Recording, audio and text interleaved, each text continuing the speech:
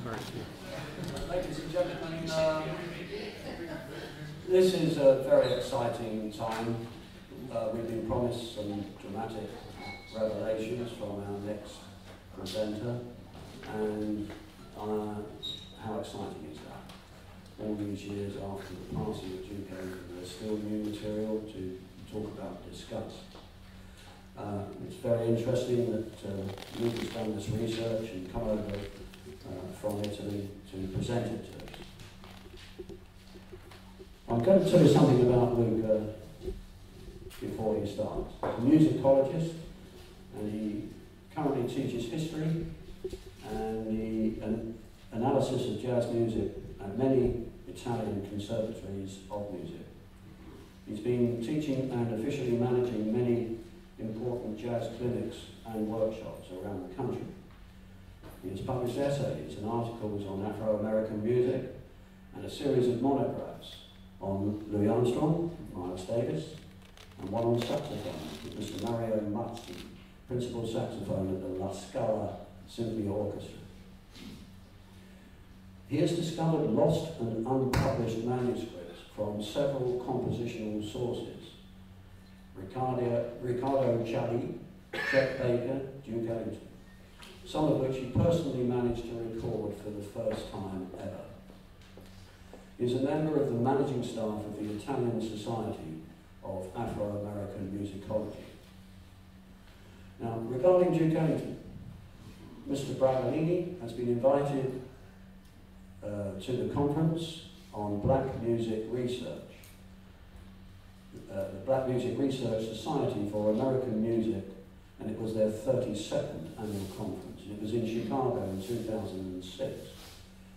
And he gave a lecture there on one of Duke Ellington's symphonic works, La Scala, She Is Too Pretty to Be, although as he says, too pretty to be neglected. History and analysis of an American composition. Luca's studies and research on Ellington's symphonic work reached a climax when he uncovered Duke's last and neglected opus, Celebration.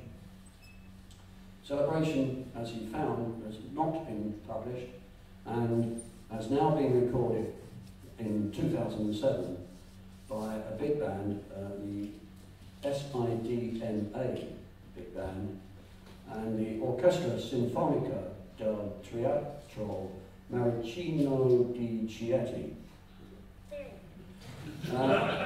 for a project on Ellington's symphonic work. The project has been completely managed by our friend Luca, and this recording will be attached to Luca's book on Ellington's symphonic work, which I'm sure we all await with great pleasure. Okay, with some exciting things to tell us, it's my great pleasure to introduce Luca Bragalini.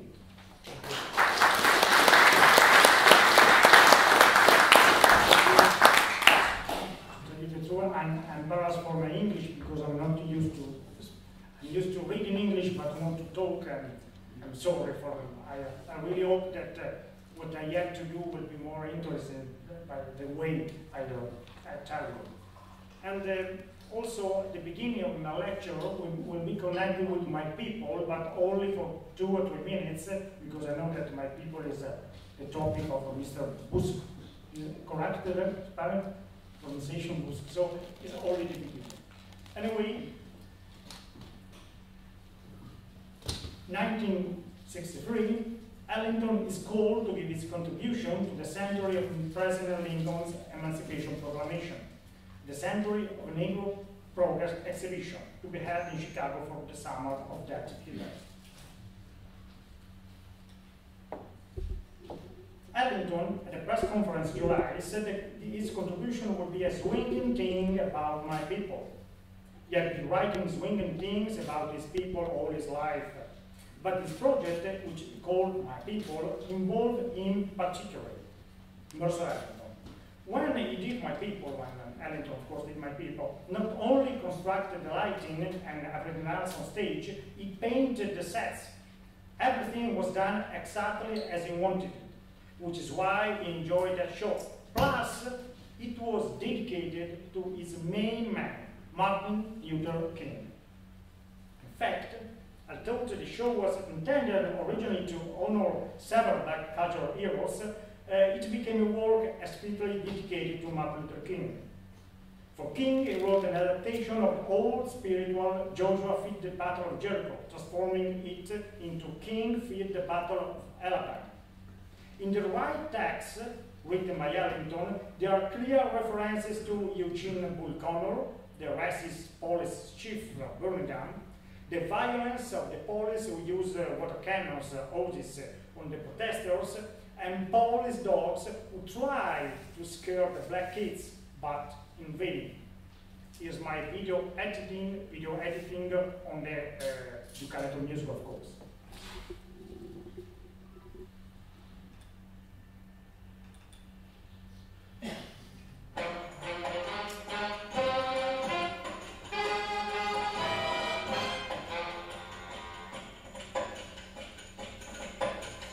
Martin Luther King picked the battle up. Bam, bam, bam. King picked the battle up. Bam, and the bull jumped nasty, ghastly, nasty. King picked the battle up. Birmingham, Alabama. King picked the battle up. Bam, and the bull jumped nasty, ghastly, nasty. Bull turned the hoses on the church people, church people. Oh, church people, bull turned the hoses on the church people, and the water came splashing, dashing, crashing. Let me tell you that the bull turned the hoses on the church people, church people. Oh, church people, bull turned the hoses on the church people, and the water came splashing, dashing, crashing. Made 'em ride up, made 'em ride up, bull to town. Don't let us gonna get off the bus, nor the boys sit down. Sit down, sit down, baby. Sit down, sit tight.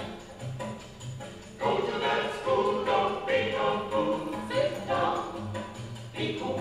Be cool, little baby, sit the battle of holy stones, holy stones. Little baby, sit the battle of holy stones, and the dogs came howling, howling, howling. The dog looked the baby right square in the eye and said, bye. Well, the baby looked the dog right back in the eye and didn't cry and didn't laugh. Now when the dog saw the baby, wasn't afraid, he pulled his Uncle Bull's coat and said, that baby acts like he don't give a damn. Are you sure we're still in Alabama? King picked the battle of Alabama. Yeah, King picked the battle of Birmingham.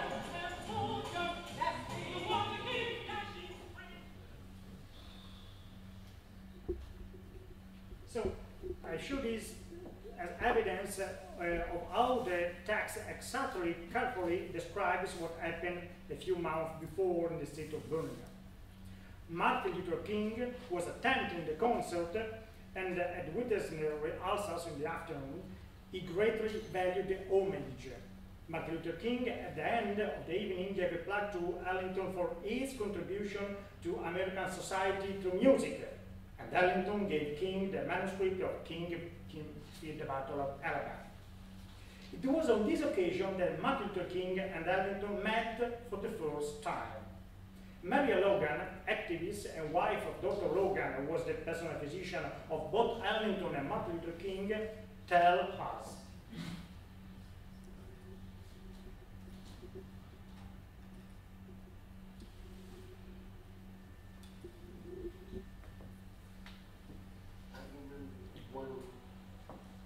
Glorious experience. I introduced him to Dr. Martin Luther King. Standing on a windy corner on Michigan Avenue in Chicago, Monday night, on the first night. Anthony. And I told him, Louder, please. and then I want you to meet somebody.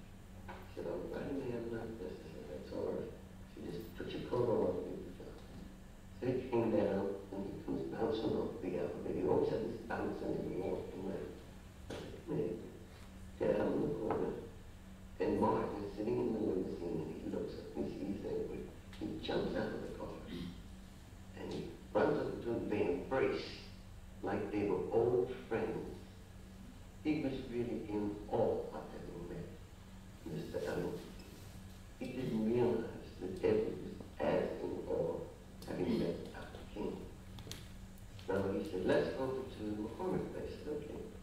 Straight home, he's rehearsing the cast. He said, Strays, put on band. And they come out with King Fits the Band of the Band, which was King Fought the Band of Birmingham. And that was a song that Edward had written. Martin was very moved and tears came down his mouth and I cried. And Edward was delighted. So Ellington would have not forgotten Martin Luther King until the end of his days. In fact, Ellington would dedicate to Martin Luther King the last movement of his last composition, a symphonic ballet titled Three Black Kings. In a bed of the Columbia Presbyterian Hospital, New York, near death, Ellington tries to dictate Mercer and the instructions for the orchestration of Three Black Kings. Death came before. The score was completed posthumously by Mercer Ellington and orchestrated by Luther Anderson. Anderson had begun to arrange Ellington's symphonic work since 1949. The score was published in 1975 as a concerto grosso for big band and symphony orchestra. I show you the part of the symphony orchestra and the big band too. But the third performances, starting with the Mercer Ellington Orchestra European Tour in the winter of 1975, are for big band, only for big band. In my research, I have collected several unissued recordings of Three Black Kings. Mercer were used to introduce the composition at the concert. The wider spoken introduction is that of March 1975, Barcelona.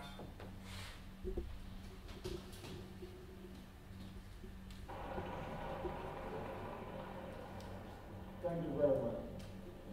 Louder, please. Louder. Was a composition of Duke Ellington's, which he was never able to perform. It's called The Three Black Kings, Le Trois Rois Noirs. The first of which, I'm sure, was inspired by our visit to Santa Maria del Mar. There you'll find a glass window with three kings of the nativities, one of which is black. The second is King Solomon, and the third, Martin Luther King.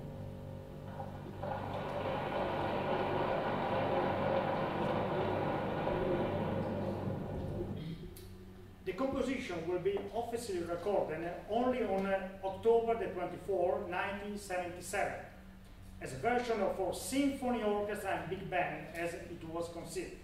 The Duke Ellington Orchestra, conducted by Mercer Ellington with the Philharmonic Orchestra of Warsaw. Listening to all the recordings, one thing is sure. Mercer had no clear ideas about the composition. The first movement is dedicated to the black wise man Balthazar. The king of the nativity begins with a pentatonic ostinato that supports the entire first theme. There is then a solemn second theme, Encounter with Jesus.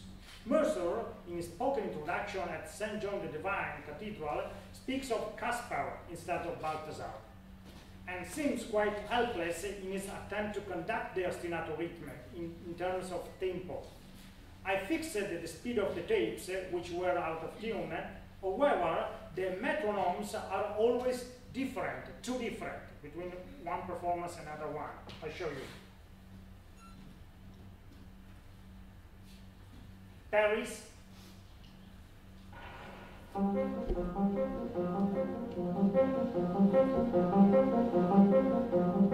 St. John the Divine.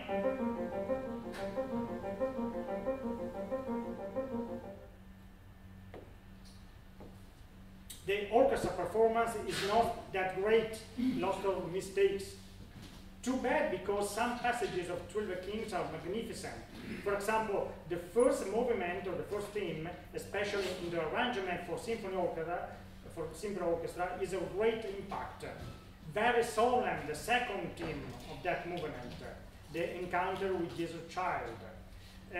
Here, the symphony version of Warsaw of the two themes, the first theme and the second theme together.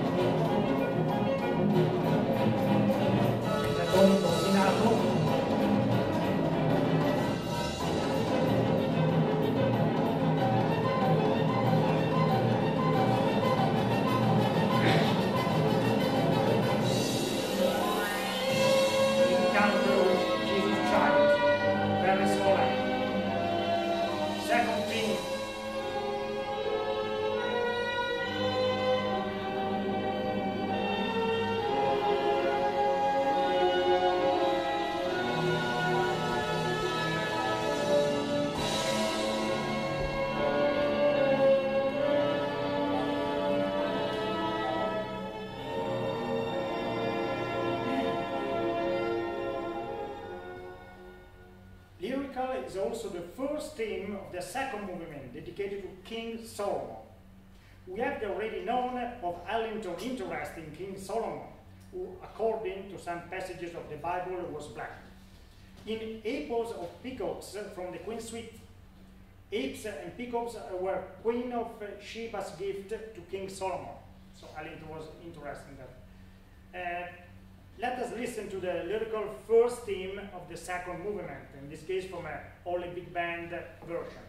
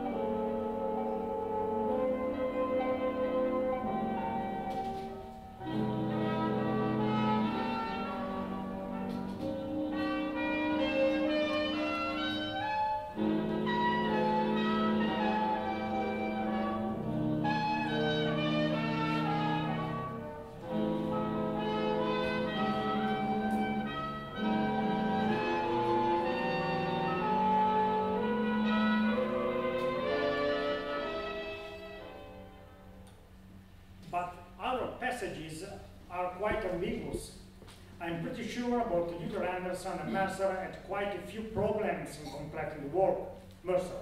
Pope had many superstitions, and one of them was never to finish writing a piece until the day of its initial performance.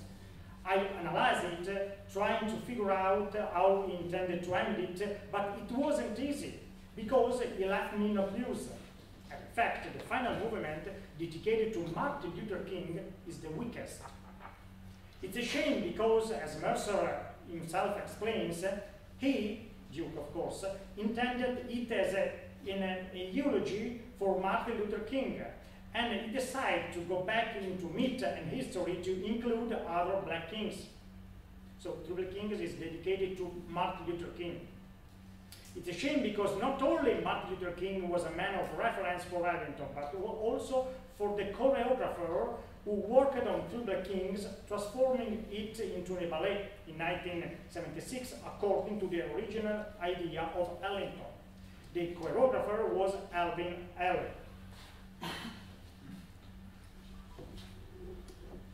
Ailey worked for the first time on the show My People just when Ellington met Martin Luther King. Ellington had been thinking about two companies of dancers, one of the choreographer Tally Betty and that of Ailey. Ailey remembered that experience with some skepticism. However, he had to say, Duke Ellington really, underlined in the text, really is a genius. What an amazing man. The first choreography of Alvin Ailey to the music of Ellington was Reflections in D, 1962. But the first collaboration with the maestro was in My People. Since that episode in 1963, Ellie dedicated many works to Ellington, and even in 1970, commissioned to the master a ballet called The River. Then, in 1972, Ellie decided to pay homage to Ellington with a dance festival dedicated to him. The New York City Ballet celebrated Stravinsky in 1972. Then why not organize a festival for Ellington when the master was still alive? The following from a long published interview for which I thank the Yale University for providing me a copy. So, well, this man is like Stravinsky, said Erwin Ellie about Ellington. This man is like Stravinsky, Ellington. I always thought that, he's a black Stravinsky, he's our Stravinsky. Let's celebrate this man when he's still alive. However, the first edition of Ellie Celebrates Ellington will be held in November 1974. Ellington had died a few months. The second edition of Ellie Celebrates Ellington was then held in the summer of 1976. In the second edition, even Baryshnikov performed. At the premiere of August 10, 1976, was Ruth Ellington, Mercer Ellington Orchestra. And for the evening of August 13, the special guest was Coretta King. Coretta Scott King, in this picture with Alvin Ellie. On that occasion, the Alvin Ellie Company danced Three Black Kings. And as the work of Ellington was conceived as an eulogy for Martin Luther King, with an extra lunge in ancient history, also in Ellie's work, the last movement was of great importance. Let's watch a short piece of choreography dedicated to Martin Luther King from a recent edition of Three Black Kings 2010. The orchestra is Wynton Marsali's orchestra, only 1 minute of the original choreography.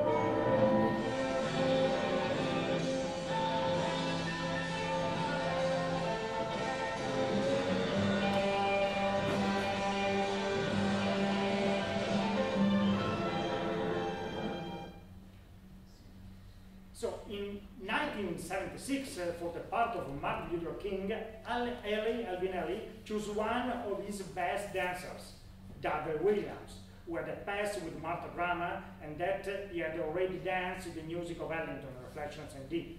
I show you David Williams, the first Martin Luther King of Three Black Kings. The choreography was very dramatic. In the final, Martin Luther King was crucified upside down. And Williams did an outstanding job. You are so beautiful, everything just moves so beautiful, said Ellie about Williams' performance.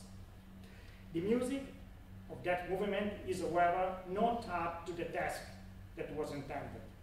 It is important, in this important third movement, which as a report by the theater program was meant to celebrate Ellington's good friend Martin Luther King, there is something wrong.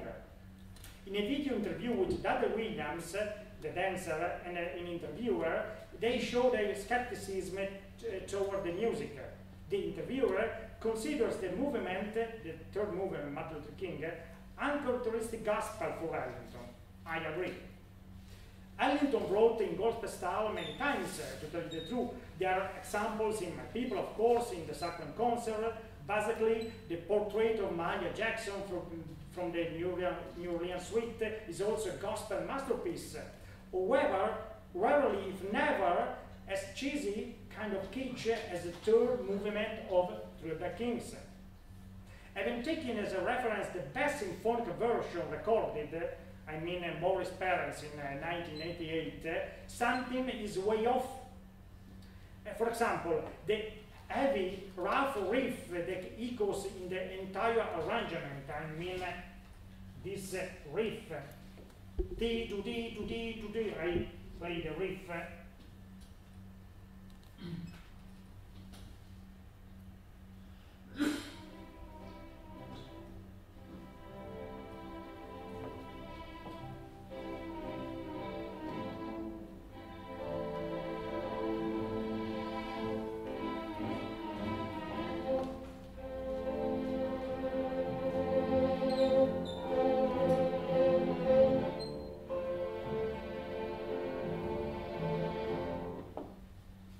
Too heavy. Duke would never have approved it. Or some trivial harmonic cadences, like this one.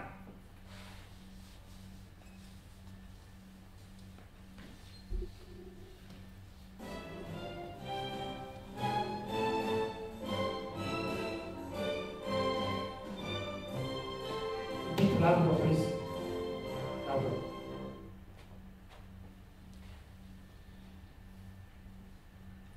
Play again.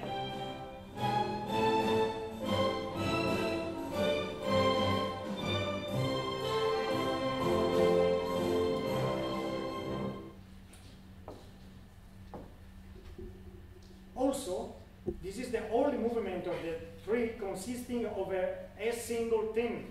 The others have two main themes.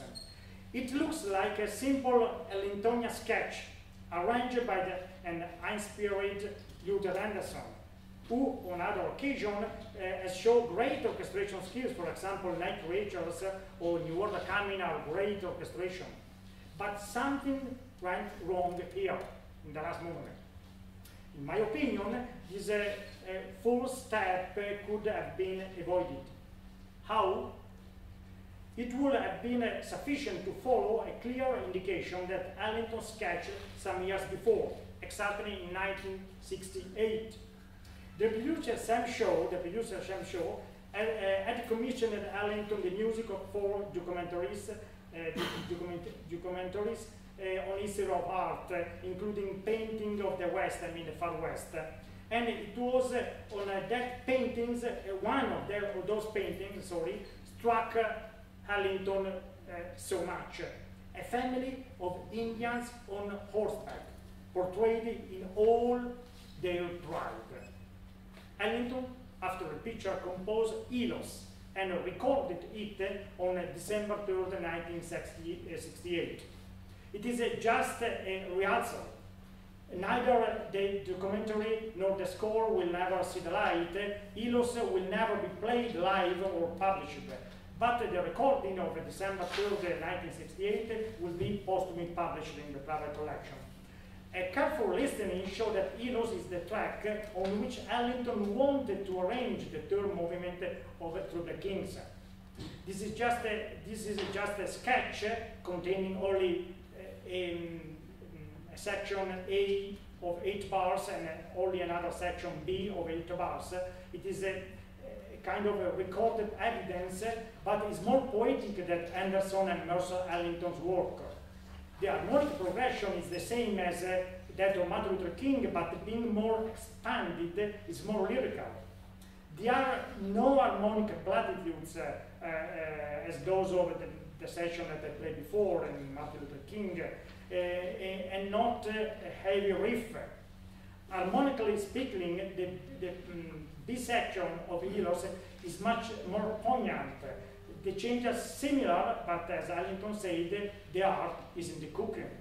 So I would like to play the idea of Ellington, Elos, the composition of 3rd of December 1968.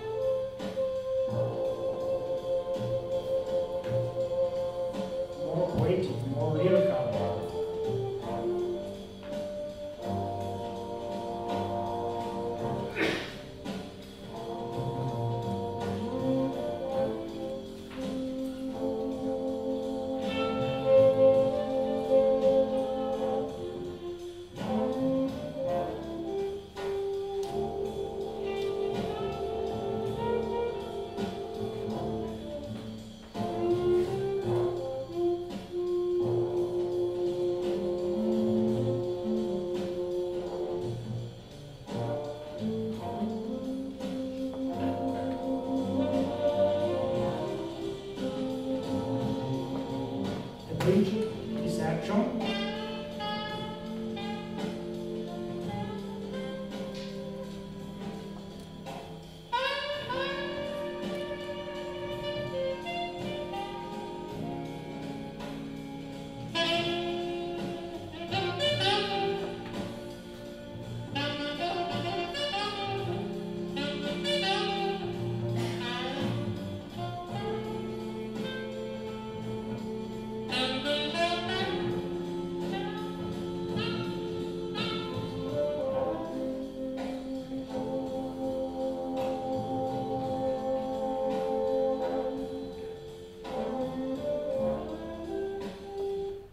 So, excuse me, can you tell us again what that piece was? Elos, yes. From Never published, only in the private collection. right. Okay. Yeah, To tell you the truth, Ellington named it in another way, with another name, but in the end you recorded with the name of Elos. So, your friend the speaker believes that musicology should not only express itself as the study of the scores, but should also result in projects that have a direct impact on music and musicians. So, in 2007, I hired the Symphony Orchestra of the Teatro Marrucino di Chieti, and with the patronage of the Italian Society for the Study of Afro-American Musicology, I commissioned Bruno Tommaso, a great Italian arranger, the arrangement of the symphonic movement Martin Luther King on the basis of Elos. Tommaso, who is an expert in Ellington, wrote an arrangement in this way considered. He taught an introduction based on an elaboration of the fragments of the first two movements of Three Kings. I show you the score. This elaboration of that pentatonic motif is played by the flute and then reprised in imitative fashion by the oboe and bass clarinets. Flute, bass clarinets were very important in Duke Ellington palette, like Ellington. And the arranger wrote an introduction in two parts. The first part of the introduction, the strings plays only partials to give the idea of space, open space, and the second part, strings and trombones enter.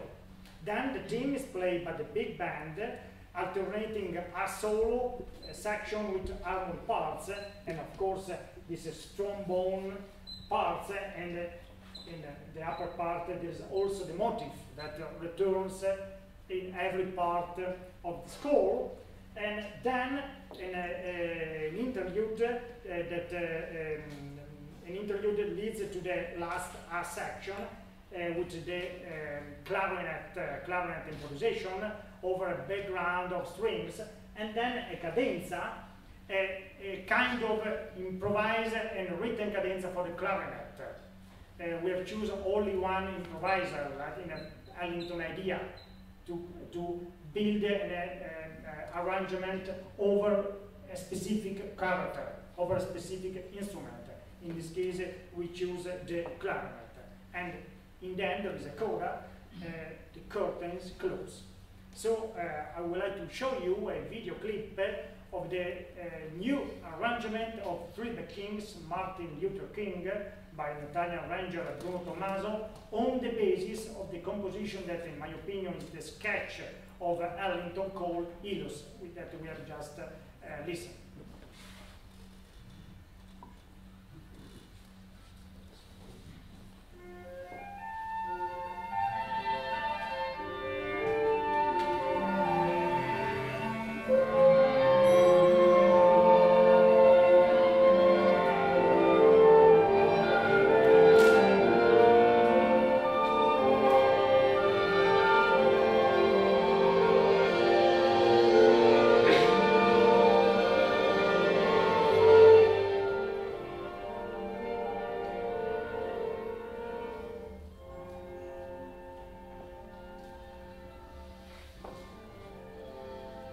Louder, please.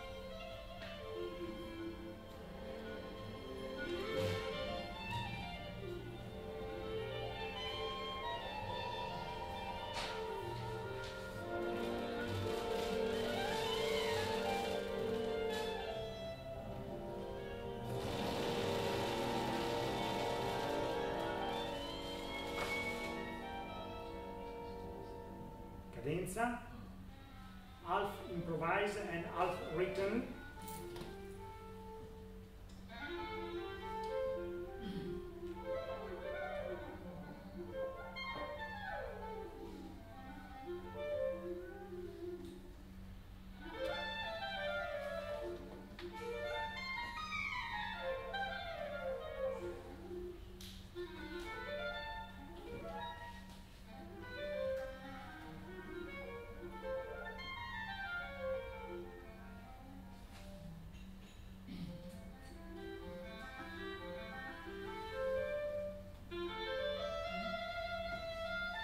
Written.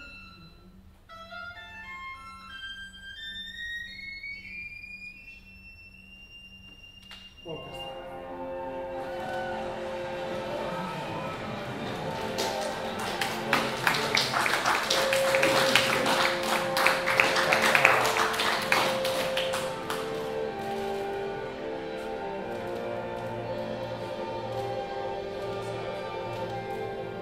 The coda, like the introduction, close, the curtain close, the composition.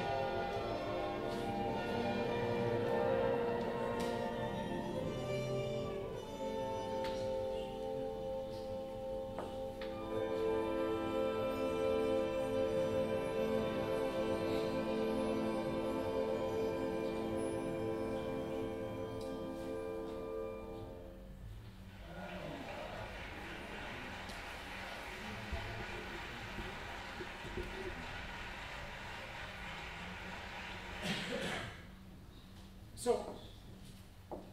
Alvin Ailey, the choreographer, said about Ellington's symphonic works, the public knows him only for his pop pieces. Black composers have a way of disappearing. And in fact, the movement Martin Luther King, as it has been performed until now, it is in part disappearing. While another monumental symphonic work by Ellington is completely disappeared. From the catalogue of Ellingtonian works in Music in My Mistress, we know the following title, Celebration. All we know of Celebration is summarized in 4 teeny lines in the Strateman Ellington Day by Day. Nothing to be found in any other book. Celebration appears to be a symphonic work that had its premiere on Tuesday, May 16, 1972, at the Civic Auditorium in Jacksonville, Florida, by the Jacksonville Symphony Orchestra. Ellington was called on stage, where he received a standing ovation. In the afternoon, Ellington was honored with the keys to the city. We know, again from Strateman, that the work was performed a second and the last time, but this news is incorrect. In Canada, Toronto, April 29th, 1974, a birthday concert for Ellington, by conductor Ron Collier. Strateman also informed us that the performance was broadcast by the Canadian CJRT FM radio, and Strateman wrote, a tape of this concert is existent. That's all. Last symphonic work written by Ellington, we know nothing else. Where are the tapes? No one knows anything, not even my friend Luciano Massagli of Desor. You can store it on record that I live close to Luciano Massagli in Milan. 2006, I was called by the Center for Black Music Research in Chicago to report on another symphonic works of Ellington, La Scala, also totally disappeared. There and then, I resolved to investigate on Celebration. Today, I report the results of those searches. This is the story of Celebration. This is the unknown story of Celebration. So, the story starts in Jacksonville, Florida in 1819. Since 1819, the young music lover, Miss Claudia Langle, began to invite at her home the town's amateur musician. She would have concerts and regular sessions of music study. The teacher was her sister, Miss Mary Langle, a gift pianist. Miss Clavia Langle died young in 1895, but her dream did not end with her. In the early years of the new century were formed several musical groups in Jacksonville. The Ladies' Friday Musical, then in 1929 the Friday Musical Symphony Orchestra, and in 1939 the Jacksonville Philharmonic Orchestra. So, in 1950, the city of Jacksonville was ready to get this Jacksonville Symphony Orchestra. Van der Lanning was the first conductor. Obviously, it was an orchestra made up mostly of semi-pro musicians. This is an interesting pictures of the musician, and so musicians had their other jobs. But the orchestra level was not that bad. In 1959, the orchestra participated in a television show titled The Magic of Music. Since the 60s, the orchestra played symphony, opera, and pub concerts. But those were difficult years from an economic standpoint. Things were very bad. In 1969, many newspapers gave the Jacksonville Symphony Orchestra for damned, especially when the Jacksonville Symphony Association voted to cancel the 1917 spring season. The New York Times wrote, "Was it murder or suicide?" But the newly elected president of the Jacksonville Symphony Association refused to accept the requiem. His name was Ira Cougar. In the center. From 1971 season, Cougar hired Arthur Fiedler, the conductor of the famous Boston Pops, and the comedian Jack Benny. But especially in 1971, Mr. Cougar hired Willis Page, the conductor, Willis Page. Page was principal bass player of the Boston Pops Orchestra, former conductor of the Buffalo Symphony Orchestra and Nashville Symphony Orchestra, and he conducted the Jacksonville Symphony Orchestra for 12 years. Page, along with Ira Cougar, had a very ambitious idea for the rebirth of the orchestra. For the 150 year of the founding of the city of Jacksonville, he decided for a program of commissioned works. The opera composer Carlisle Floyd wrote a score for that occasion, called Flower and Oak, played by the great soprano Phyllis Corton. The second commission was entrusted to a friend of Willis Page, Duke Ellington. Page had already conducted several works of Ellington, including New Water Coming, which I listened to the tapes, very good recording, with the Buffalo Symphony. Here, the program notes from the premiere, May the 16th, 1972. Local newspapers gave large coverage to the concert. Phyllis Corton, the soprano, with Duke Ellington, of course. This is another article from the Florida Times Union, Symphony to perform Ellington composition. This one is an interesting, a really interesting title. 3 cities to hear composers' works.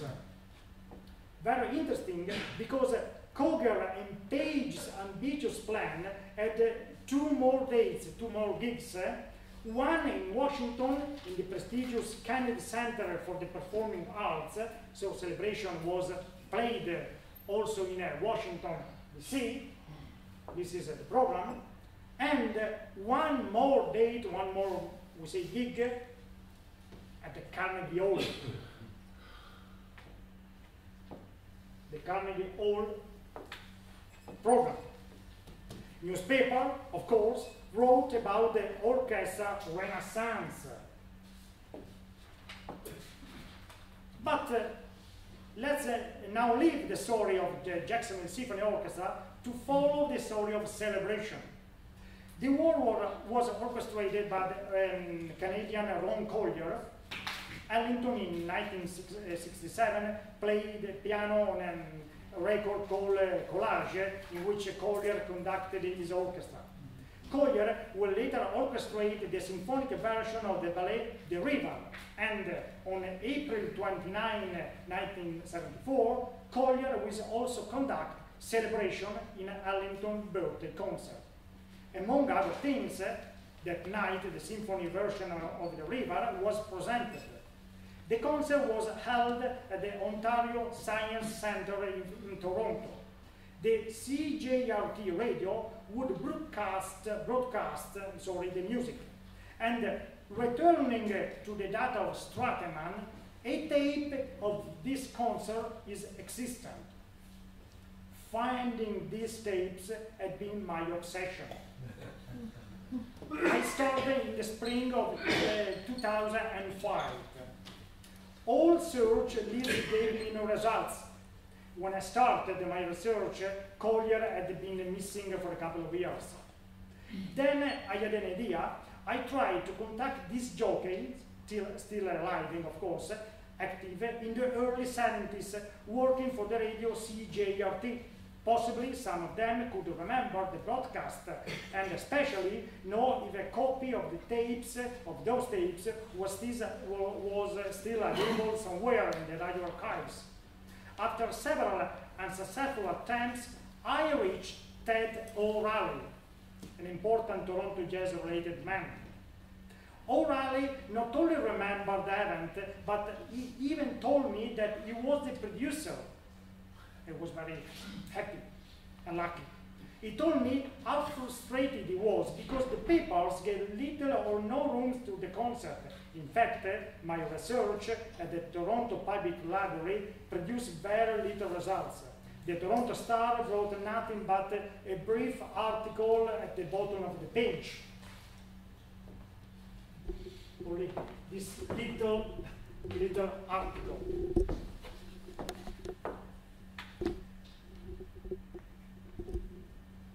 Of course, I asked O'Reilly about the tapes. No good news.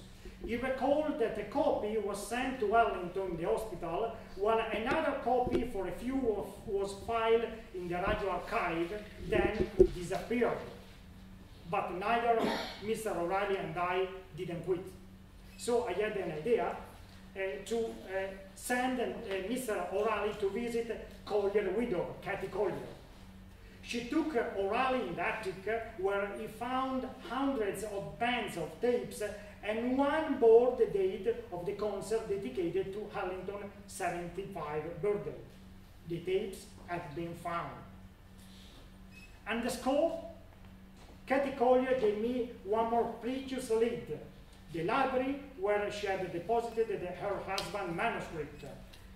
I wrote the library many times, and after several months, a kind librarian informed me that the score was there. A manuscript of more than 192 pages. And that kind librarian asked me if I want to get a copy. Of course, was my response in capital letters with 7 exclamation marks. February the 27th, 2007, I received the score. Celebration is full of emotion and ever-changing according to the poetic of Ellington. It is a kaleidoscope of colors and themes and different matters, different moods. There are blues themes, spiritual sounding melodies, as in all Ellington symphonic works, march fanfare, as often happens in the late Ellington. For the first time since 1974, I will play for you the first few minutes of this new rediscovered world. We will listen to the first 5 themes of Celebration. I will show you the 5 themes from the score. This is the first theme, a theme in Fa major, a deeply fascinating theme. Then a fanfare in F major. This theme then modulates to keys. And then a deeply fascinating theme somewhere between the spiritual and blues. It is an 8 major theme in D minor. Then a bright waltz still in D minor. Then a subsidiary theme lead to the 4 very misterioso theme. This one. And then a large blues section. A B-flat blues with a clarinet melody.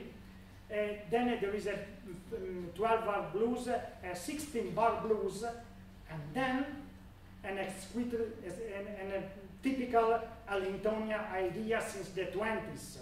The first theme of the blues in B-flat, but in a sudden mood change, B-flat minor. B-flat, then the same theme, but change the mode in B minor. Enjoy.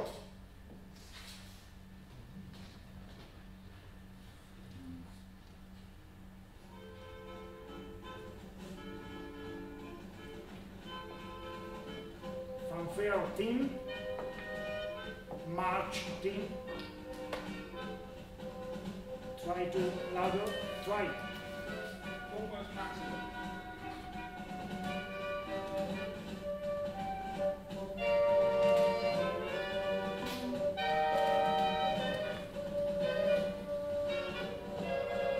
Modulation.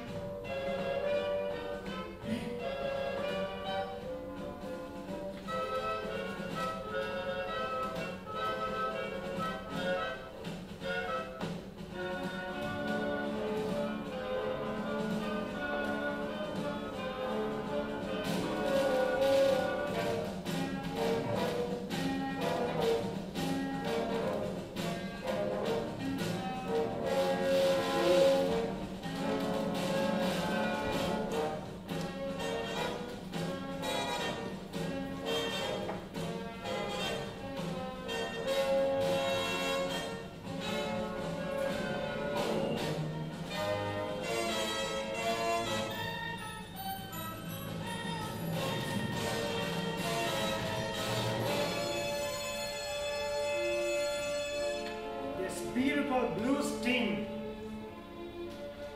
It reminds me Dvorak, concert for cello, first movement, first theme.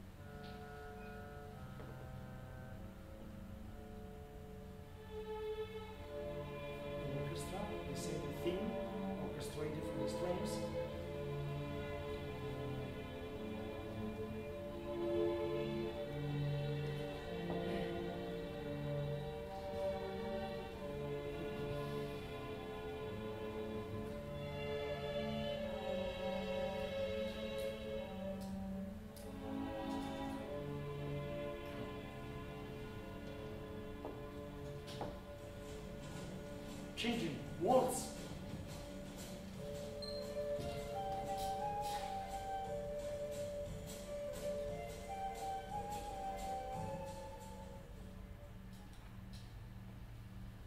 The work has a Allingtonian quality also if seen from a different perspective. Even though the ensemble was not his own orchestra, Ellington wrote the music to meet the specific personality of that team. He had in fact learned that the alto saxophone player was a good element. The altoist was Bernard L. Kay and played both classical and jazz. Ellington called Kay on the phone, "Here is sound," straight to the phone, and then wrote a part especially for him. Actually, he wrote 2 parts, a beautiful F minor blues and then an A solo written for another section. But before listening to the second piece, let's see who Bernard L. Kay was.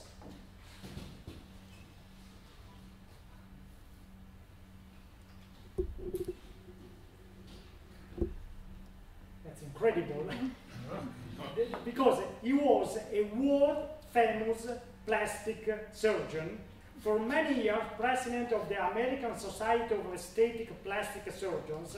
He wrote a basic text.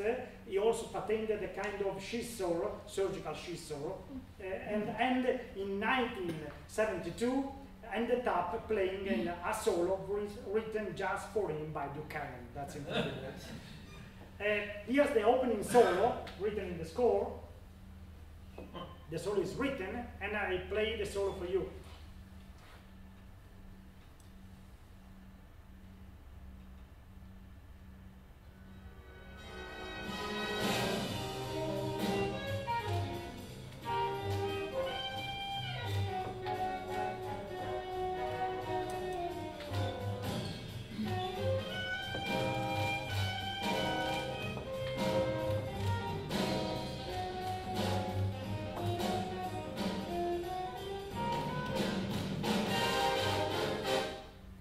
Orchestra, written for dead men, like Concerto for Cuti.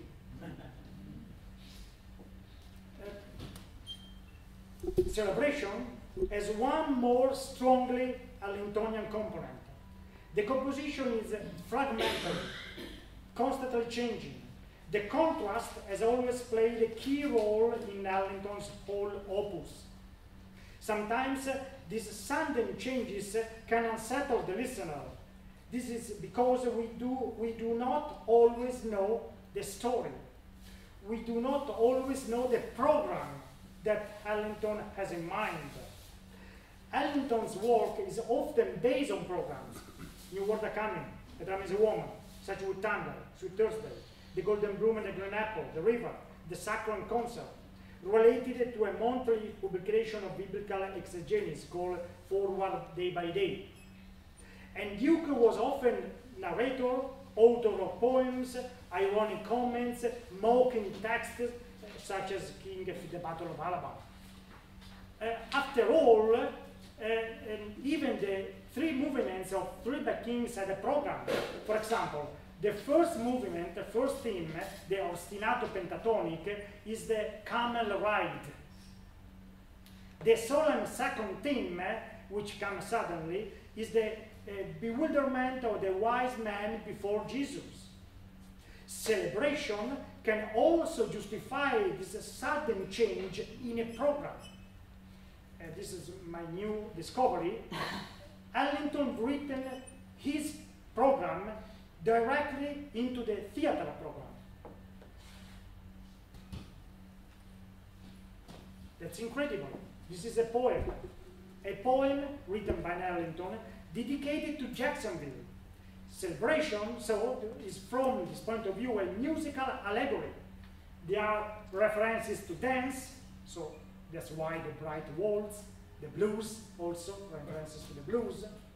And that's why celebration is ever-changing, because his program, like the programs of Harlem, of the River, is functional to a constant scene change, as in a gripping cinematic montage, and a gripping cinematic editing. Celebration is a significant word, yet was unjustly forgotten. My discovery perhaps partly repaired this. This has some article from Italy, resurrected a forgotten Allington suite, or forgotten Allington reborn thanks to Italy. I was very proud of that. However, in 2007, I thought it was important to hear this music again. So I organized, patronized by the Italian Society of Musicology, a concert involving a jazz band and a symphony orchestra. The Martin Luther King video we just saw is from that concert, and on that occasion, Celebration was played and recorded. This is the program, Allington Celebration.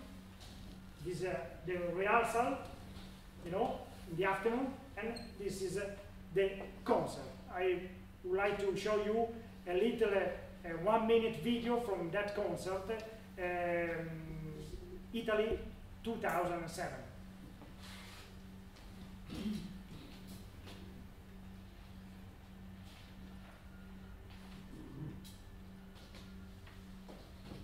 This is the sixth theme of the celebration.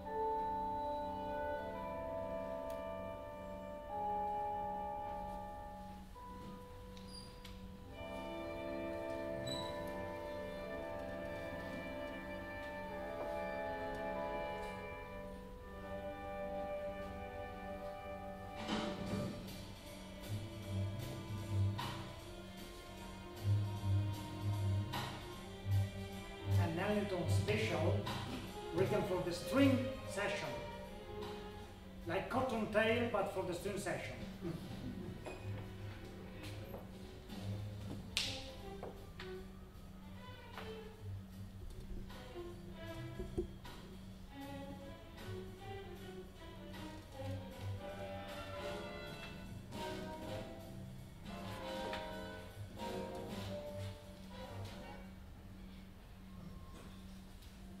So, the disregard of Three Kings and celebration has several causes.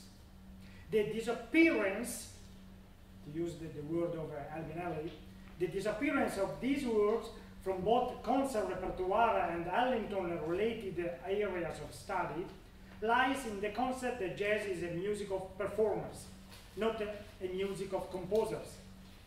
Ellington didn't record these the words, he didn't play there, so they not concern Ellingtonia. They don't even exist. Of course, I totally disagree. Then, there are compositions beyond category, affecting both the classical and the jazz field. Each time Ellington ventured in the symphonic field, he found a strong ostracism, both from the fans and the press, not to mention the record labels. Night Creatures was rejected from Columbia and Capitol because they say that it was not jazz. He had to wait almost a decade to record it. New World Coming, in a symphonic version, was ready since 1949. He tried to record it in that fashion several times in the 50s and the 60s, and he did only in 1970, more than 20 years later.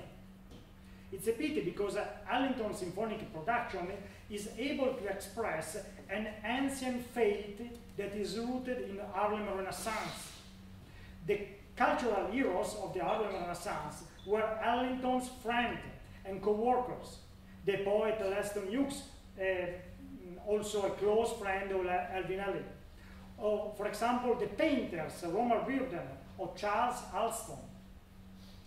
The sublimation of black music roots, blues, spiritual, their reinterpretation in a symphonic fashion accompanied Ellington from the Harlem of the 20s until his deathbed.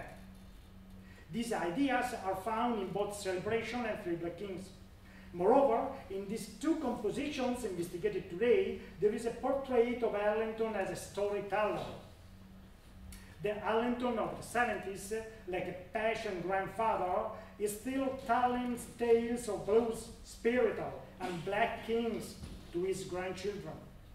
He called these stories portraits, or tone parallels, or swinging things about my people, in any case, Any way you wish to call them, these stories are too fascinating not to be heard. Thank you. Yeah.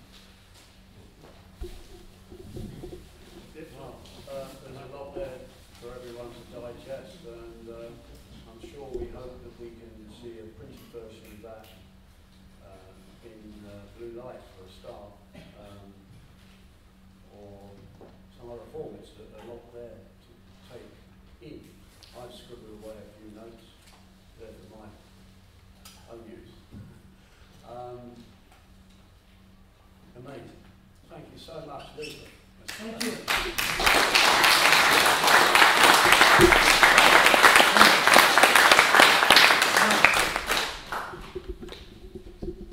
We need to sort of digest this at some length, all of us, and think about what it all entails. We've got a couple of minutes if anybody has any questions. Yeah, fine. Any questions, anyone? Oh, I'd like to know one. How long is celebration? 29 minutes.